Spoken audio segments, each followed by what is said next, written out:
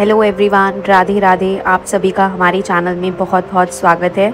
आज मैं कार्तिक पूर्णिमा और कार्तिक के महीने का ये आखिरी दिन है, तो मैं आपको बहुत ही सरल तरीका बता रही हूँ कि घर पर बैठे आप गंगा नदी के किनारे जो यानी घाट पर जो दीपदान करते हैं, आप घर पर ही कैसे कर सकते हैं।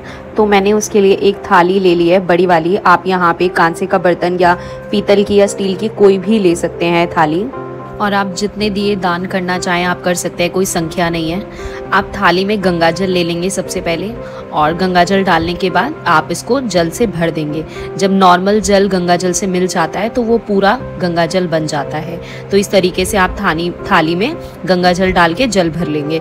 अब दिए आप कितने भी बना लीजिए। देखिए, इस दीपदान में कार्तिक के समय तो आप जितने दीपदान करें उतना अच्छा है। तो अभी मैं आपको वीडियो में दिखाने के लिए केवल 7 दिखा रही हूँ कि किस तरीके से आपको घर पर गंगा में दीपदान करना है। तो इस तरीके से, जैसे कभी कभी कुछ लोगों के मन में आता है कि हमारे घर के पास नदी नहीं है लेकिन हम गंगा दीपदान करना चाहते हैं, तो आप अपने घर पर इस तरीके से गंगा दीपदान कर सकते हैं। तो इस तरीके से आप जितने दीपदान करना चाहते हैं आप उतने दीपक तैयार कर लीजिएगा। अब जो आपने जल डाला है थाली में, उसको रोली से टीका कर लीजिएगा। टीका करके आप उसमें पुष्प चढ़ा दीजिए इस तरीके से। अब आप एक एक करके अपने सभी दीपक को प्रज्वलित कर लेंगे। जितने भी आपने दीपक तैयार किए हैं सबको प्रज्वलित कर लीजिएगा। और एक विशेष बात का ध्यान रखिएगा कि दीपक को दीपक से कभी नहीं जलाते, तो इस बात का ध्यान रखिएगा। हर दीपक को अलग अलग करके ही प्रज्वलित करिएगा। दीपक से दीपक को कभी मत जलाइएगा, वो अच्छा नहीं माना जाता है।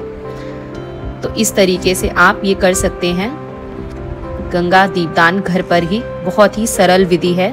इस तरीके से सभी दीपक प्रज्वलित कर लीजिएगा। फिर रोली जल में करके सभी दीपक को रोली करिएगा, टीका लगाइएगा।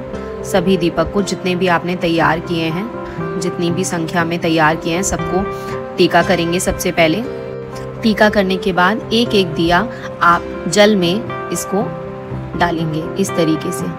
ये हमने जल में दीपदान कर दिया। आपने जितने दीपक लिए हैं आप उस तरह से उस साइज का थाली लेंगे।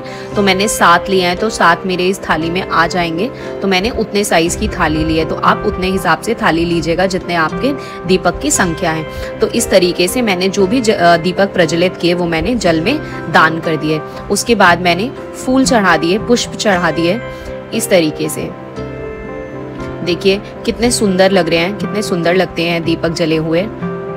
और मैंने कई बार सुना है, पंडित जी मुझसे अक्सर कहते हैं कि कार्तिक के महीने में दीपदान का इतना महत्व है कि किसी का अगर भविष्य अंधकार में है और वह कार्तिक के पूरे महीने अगर दीपदान करता है ना, तो अंधकार वाला भविष्य भी जो है ना उजाले से भर जाता है। दीपक का दान करने का इतना महत्व बताया गया है कि इसके बाद मैंने अपने हाथ में थोड़ा सा जल लेकर जो है ना संकल्प किया था।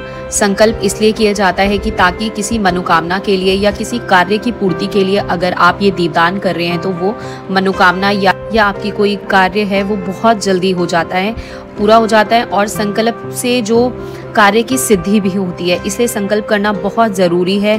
बहुत ज़्यादा सरल तरीका है। थोड़ा सा जल लेना है हाथ में और अपना नाम बोलना है, गोत्र बोलना है। अगर कोई कामना है तो मन के अंदर ही वह मनोकामना बोलकर जल में ही आपको जल छोड़ देना है। बस इस तरह से जो है दीपदान किए जाते हैं। बाद में इस जल का क्या करना है ये भी मैं आपको बता दूं। जैसे कि सारे दीपक शांत हो जाएं, अभी तो जल रहे हैं। दीपक शांत होने के बाद ये जो गंगा जल है, इस गंगा जल को आप अपने घर के किसी भी पेड़ पौधों में डाल सकते हैं। हम सबके घर में पेड़ पौधे होते ही हैं, तो आप पेड़ पौधे में डाल दीजिएगा। ये जल बहुत ही अच्छा माना जाता है। बस ये ध्यान रखिएगा, तुलसी के पौधे में आपको नहीं डालना। तुलसी को छोड़कर आप किसी भी पौधे में डाल सकते हैं। राधे राधे, जय श्री कृष्णा दोस्तों।